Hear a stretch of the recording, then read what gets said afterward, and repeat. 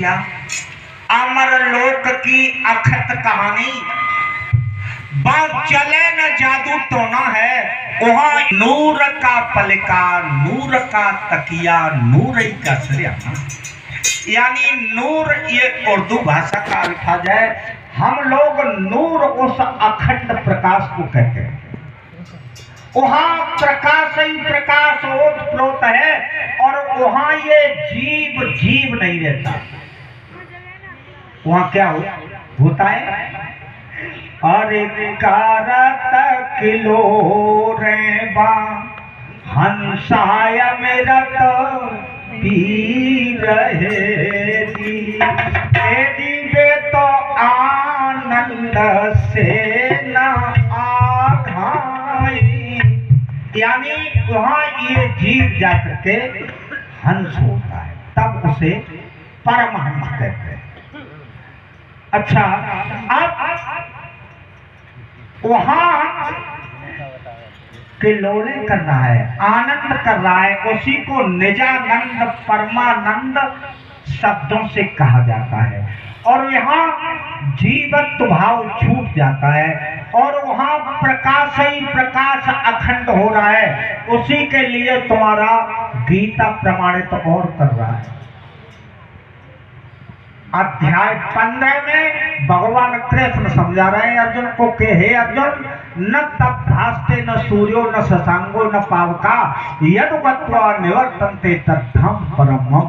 कि हे अर्जुन, न वहां सूर्य का प्रकाश है, न चंद्रमा का प्रकाश है, न ही अग्नि का प्रकाश है। वो मेरा परम धाम है जिसमें एक बार ये जीव पहुंच जाता है, फिर जन्म मरण के कोड़ से मुक्त हो जाता है। और हमारे कबीर साहब भी कह रहे हैं इसी बात, ये कह रहे हैं कि हम बासी बाधे सके जहाँ पार ब्रह्म का खेल, दीपक जलता अगम का सो बिन बाती बिनते। वहां अखंड ज्योति चल रही है और कितनी ज्योति है इसका कोई प्रमाण नहीं। करोड़ों सूर्य चंद्रमा उदय होए एक सार, परम पुरुष एक रोम का है इतना विस्तार। यानी करोड़ों सूर्य चंद्रमा एक साथ उदय हो फिर भी उसके एक रोए की बराबर प्रकाश नहीं है। वो तुम्हारा लक्ष्य है, वहां जाकर के ये जीव की सदगति है, वो चेतन है। अच्छा, अब आगे लास्ट चरण में समझाते हैं कि वहां जाते कौन है।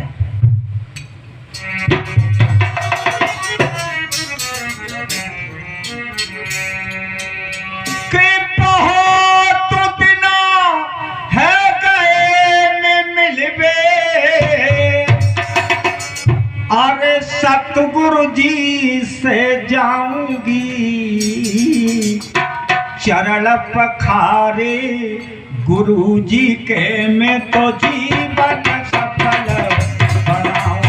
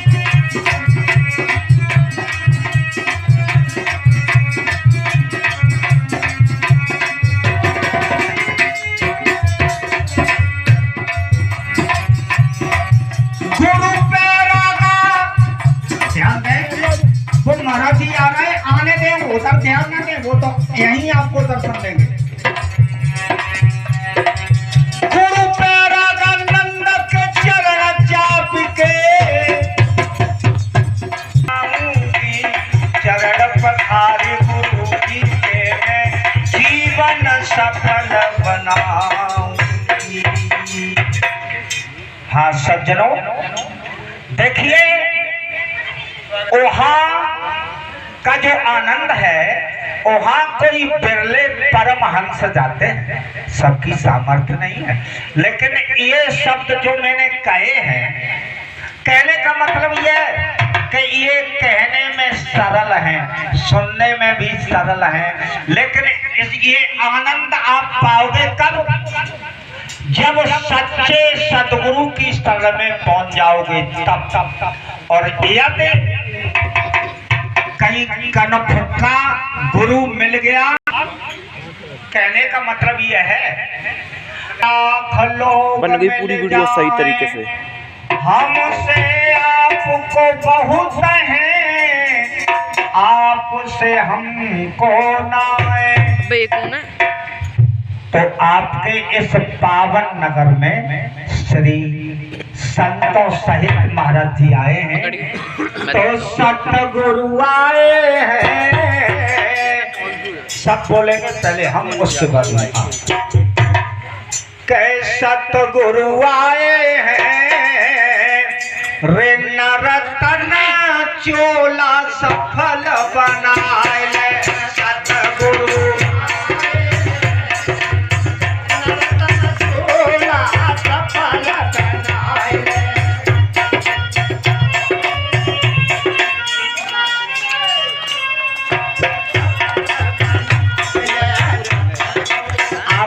बोल लो, अरे बोलना आवश्यक है, बोलने से ये वाणी पवित्र होती है, इसलिए सब बोलो।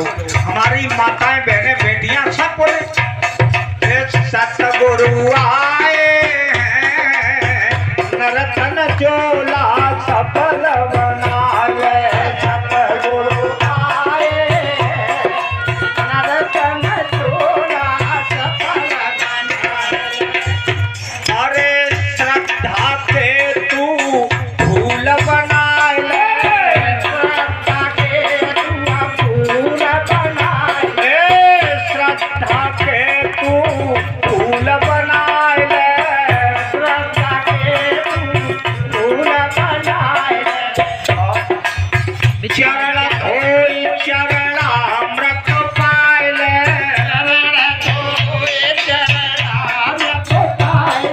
और जब चरणामृत अंदर जाएगा तो ये हृदय वे शीतल करवाए ले। नरतन चोला सफल बना ले, शीतल करवाए ले, नरतन चोला सफल बना ले।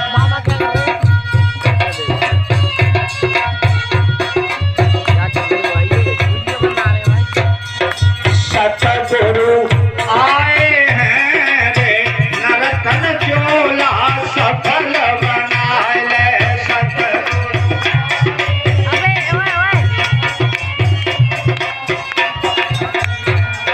और गुरु महाराज जी, ये तो कुछ बोली। और घट घट में ये ज्योति जगावे,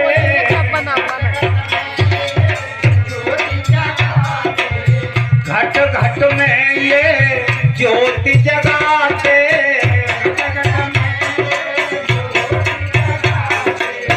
जड़ चेतन की गांठ खुलाते,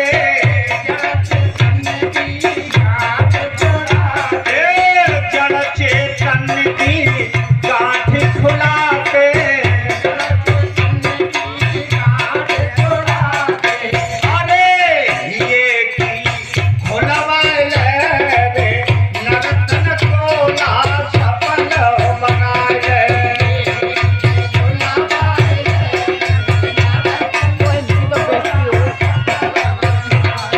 ये की खुलवाए भैया, खुलवाए रे, नरतन चोला सफल बनाए।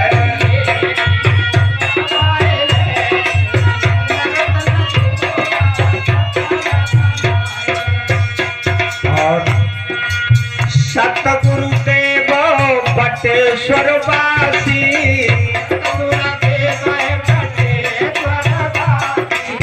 जन्म मरण की काट रहे काशी।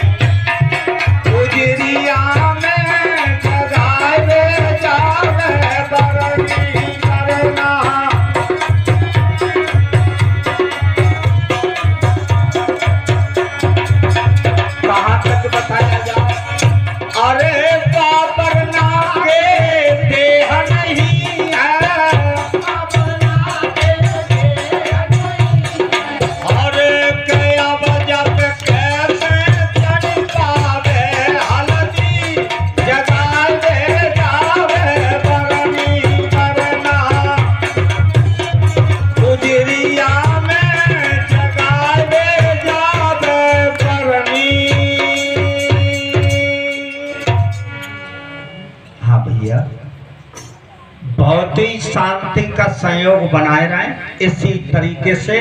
और जो हमारे मान भाव खड़े हैं, अगर हम लोगों से संतों से जरा भी प्रेम है तो सिर्फ 10 मिनट के लिए बैठ जाए, क्योंकि श्री महाराज जी के श्री मुख से जो भी शब्द आए उन पर आप विचार करेंगे, हृदयंगम करेंगे, जो आपके लोक और परलोक दोनों में काम आएंगे। क्यों कि जीवन गुजर गया तो जीने का ढंग आया, और सम्मा बुझ गई तो महफिल में रंग आया। इसलिए ये सम्मा बुझनी नहीं है, इसका चिराग हमेशा जलता रहेगा। ये पावन नाम सत्य नाम की बेला है, उसी के नाम से ये सत्संग है। तो एक बड़े प्रेम से जयकारा। नहीं अब समय नहीं है, कल देखियो कल। अच्छा, अब कहने का मतलब यह है कि एक बड़े प्रेम से जयकारा।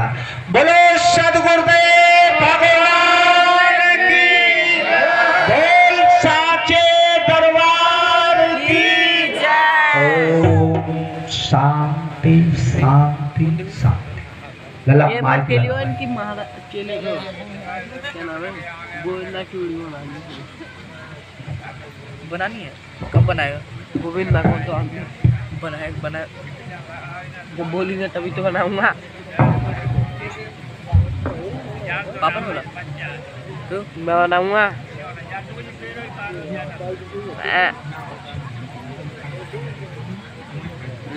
लाला के साथ एक बार एक जयकारा दे, जिससे आपकी बातचीत बंद हो जाए। बोलो ब्रह्मलीन सदगुरुदेव स्वामी परम बैरागानंद महाराज की जय। बोलो ब्रह्मलीन गुरुदेव स्वामी शिवानंद जी महाराज की जय। सच्चिदानंद भगवान की जय। हाँ प्रिय भक्तों, आज इस सत्संग का तीसरा दिन है,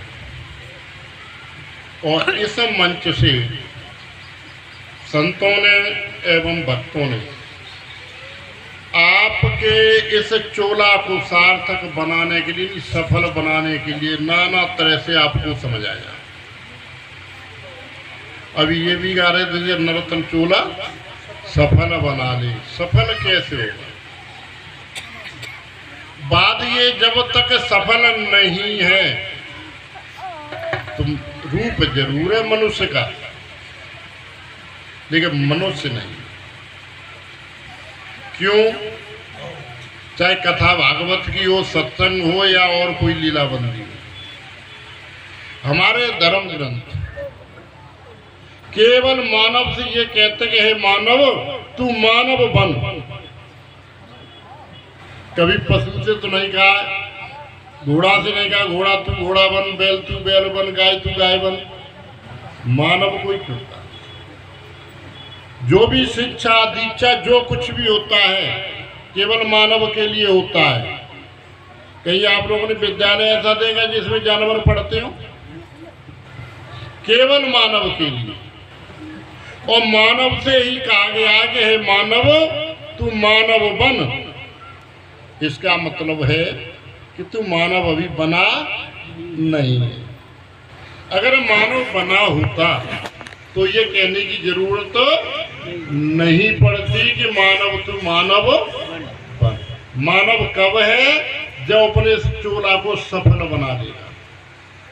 वास्तव में सच्चा मानव तभी है। अब हो कैसे? हम सच्चे मानव बन कैसे पाए? सबसे पहली एक बात है कि इसमें